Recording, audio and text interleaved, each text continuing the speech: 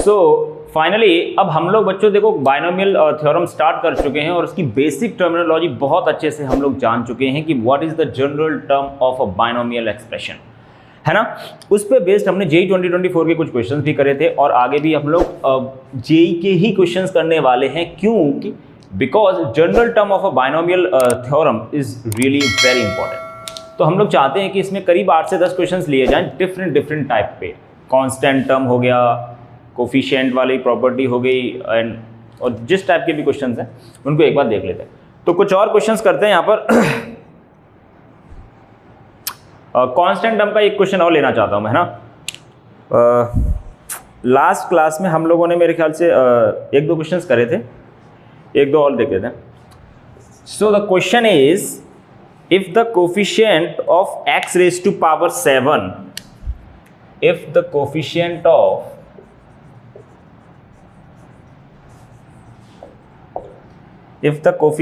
x raised to power 7 in x raised to power 7 in ax square plus 1 upon 2bx raised to power 11 and x raised to power minus 7 in ax minus 1 upon 3bx square raised to power 11 are equal। ये इन्होंने यहां पे equal बोला है इसके coefficients. Then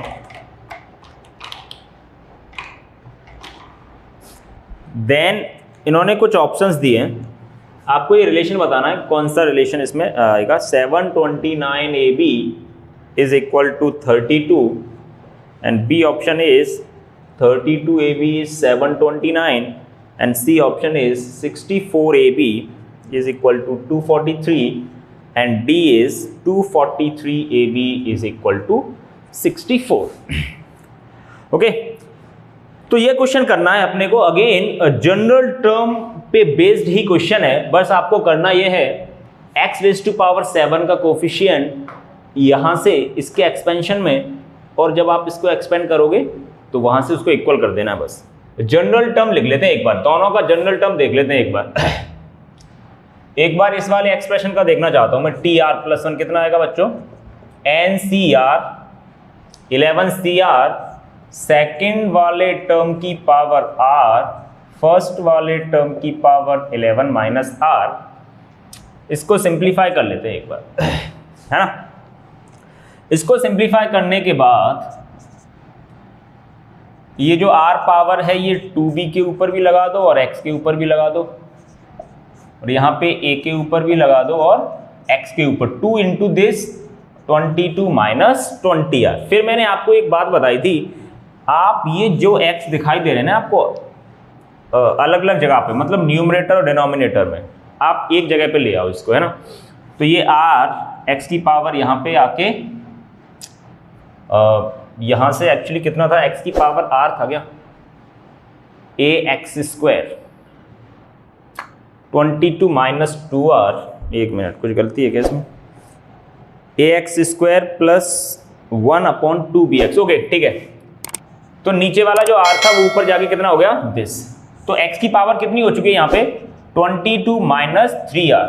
आप चाहते हो ये पावर कितनी बन जाए, 7, तो इसे 7 के साथ इक्वेट कर दो भाई, बहुत ही आसान है।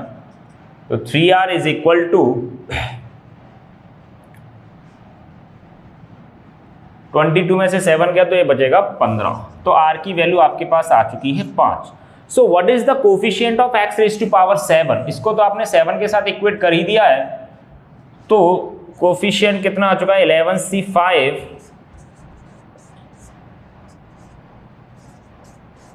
11 माइनस 5 6, ये आ चुका है यहाँ से। और आप x की पावर माइनस 7 का कहाँ से निकाल लो, यहाँ से। इस वाले का भी जनरल टर्म लिख लेते हैं हम लोग एक बार।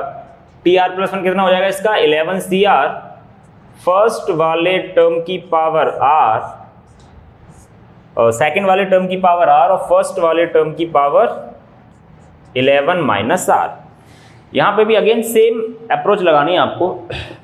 11CR माइनस 1 की पावर r तो वो हो गया, और नीचे कितना हो जाएगा, 3b की पावर r और x की पावर 2r, और यहाँ a को भी दे दो, ये 11 माइनस r और x की पावर 11 माइनस r।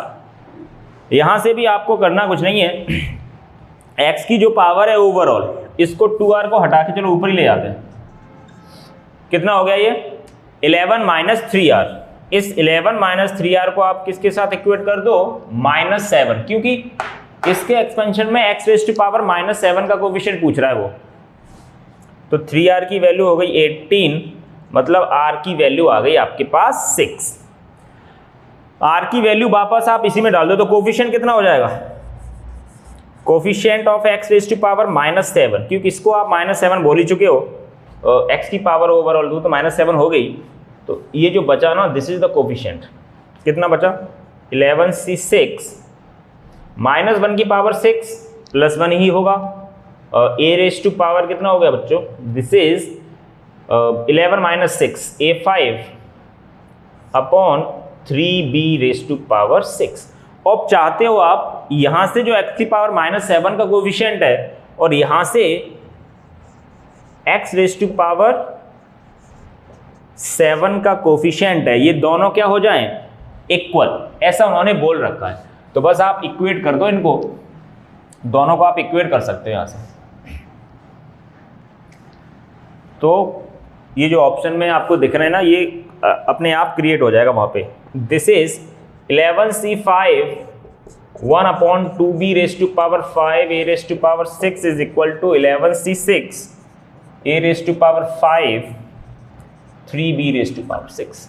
आप जानते हो जो 11c5 की वैल्यू होती है वही 11c6 की वैल्यू होती है, because NCR is equal to NCN minus R। 11 minus 5 जो 6 पे होगी वही 5, ये आप जानते हो। ये खत्म a टाइम्स, यहां पे कितना बचा, a upon 2 raise to power 5 that is 32, b raise to power 5 आया यहां से, और यहां से आया 3 raise to power 6 into b। यहां से b की पावर 5, यहां से b की पावर 6 कैंसिल करके एक बार बचा, इसको मल्टीप्लाई कर लेते भाई एक बार। तो ऐसा एक ही ऑप्शन दिख रहा है अपने को। What is 3 raise to power 6, इनका आपस में मल्टीप्लाई कर लेते हैं, दिस इज इक्वल टू 32। तो इधर आ गया आपका 32, 3 रेज़ टू पावर, इसको आप 9 का क्यूब बोल सकते हो ना, 9 का क्यूब होता है 729, तो 729 AB इज इक्वल टू 32। तो ये भी एक जनरल अप्रोच, जनरल टर्म पे बेस्ड क्वेश्चन है, जिसमें आपको जनरल टर्म लिखने के बाद जो बोल रखा है उसने कि यहाँ पे x की पावर 7 का कोफिशिएंट चाहिए, यहाँ पे x की पावर -7 का, अलग अलग इक्वेट करके कोफिशिएंट को सेम कर दो भाई।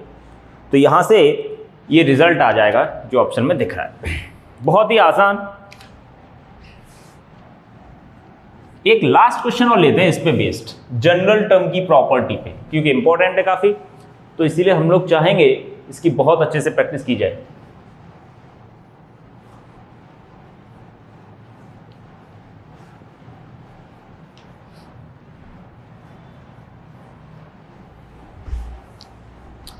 एक कांस्टेंट टर्म का क्वेश्चन और लेते हैं। इन्होंने बोला है the constant term in the expansion of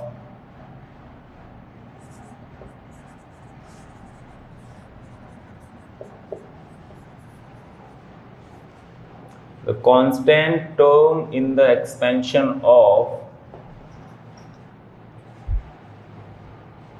एक टर्म दिया है यहाँ पे, the expansion of 3x square minus 1 upon 2x raised to power 5, 2x raised to power 5 whole power 7 is alpha, then greatest integer function इस कहने का मतलब इसका वैल्यू पूछा है आपसे, अल्फा जो भी इसका कांस्टेंट टर्म आ रहा है उसका ग्रेटेस्ट इंटीजर वैल्यू बतानी है आपको, है ना। जैसे 2.1 आ रहा है तो आपको 2 लिख देना है, 3.2 आ रहा है तो उसको भी 3 लिख देना है।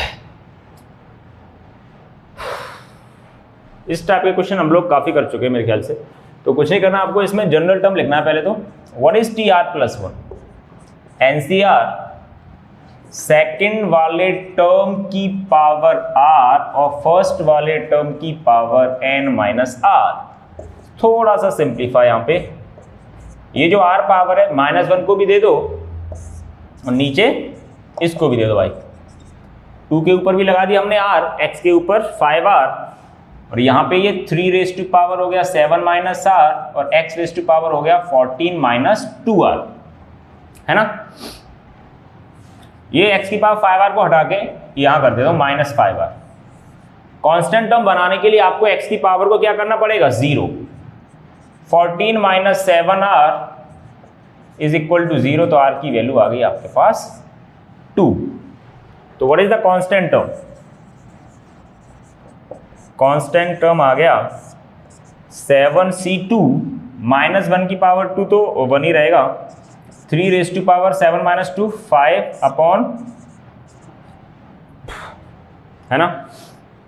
कितना बचा, इसको सॉल्व कर लेता हूं। What is 7c2? 7 into 6 upon 2 into 2 raise to power 2 into 3 raise to power 5।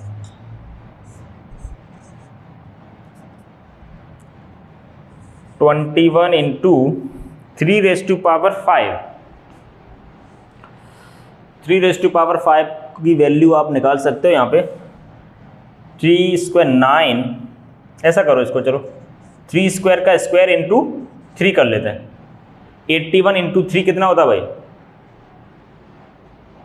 243 और डिवाइड बाई 4 तो चल ही रहा है, तो यहाँ पे ध्यान देना है।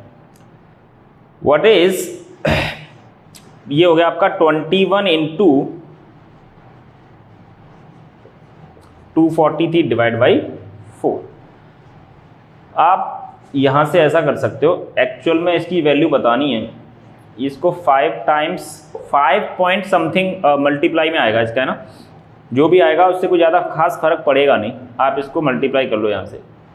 अप्रॉक्स वैल्यू लेनी है, मतलब वो बता रहा है ग्रेटेस्ट इंटीजर फंक्शन की वैल्यू बतानी है आपको, है ना। ऐसे ही पूछा इन्होंने। हाँ जी, ग्रेटेस्ट इंटीजर वैल्यू आपको बतानी है। ओके, तो यहां से 5 से मल्टीप्लाई करो, यहां से तो आ रहा है आपका 1215, और अगर हम डायरेक्ट मल्टीप्लाई करें, एक बार देख लेते हैं। अगर 21 का मल्टीप्लाई हमने इसमें किया, कितना आएगा? 3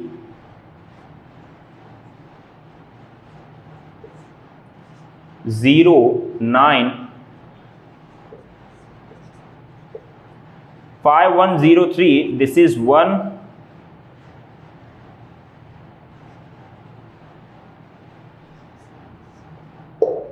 1275 पॉइंट समथिंग आएगा ये ना।